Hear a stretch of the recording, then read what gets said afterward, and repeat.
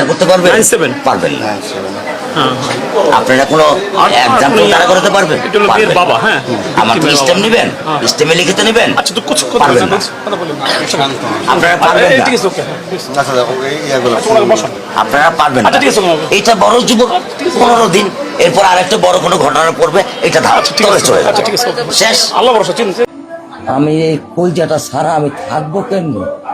আমার এই বাচ্চাটা আমি ঘরে ঢোকার আগে ফ্রিজের মধ্যে আমার জন্য শরবত বানায় রাখে। আমার বড় মেয়ে না, আমার ছোট মেয়ে, 8 বছরের মেয়ে।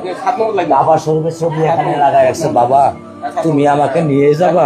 আমি বলছি, আল্লাহ বাবা তুমি আল্লাহর কাছে যাও, আমার তো নেওয়ার দিয়ে যাওয়ার ক্ষমতা নাই। আমার মেয়ে আল্লাহর কাছে চলে গেছে, আমার মেয়ে আল্লাহর কাছে চলে গেছে।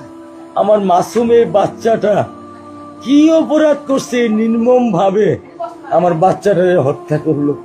কি আমার ক্ষতি, কি আমার অন্যায়, কি আমার দোষ? আমি একটু জানতে চাই আপনাদের কাছে। আমার যদি কোনো দোষ থাকে, আমার কোনো যদি অন্যায় থাকে, প্রকাশ্যে আপনারা আমার ফাঁসি দিয়ে দেন।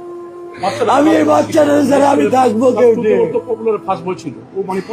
আমি কেমনে আমার এই কলজা টুকরা ছাড়া আমি থাকবো?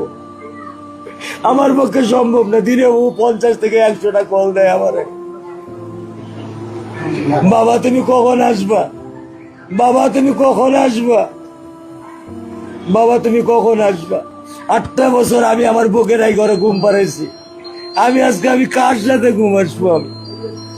আমি কি দিয়ে মনে সান্ত্বনা দিব? আমার অপরাধ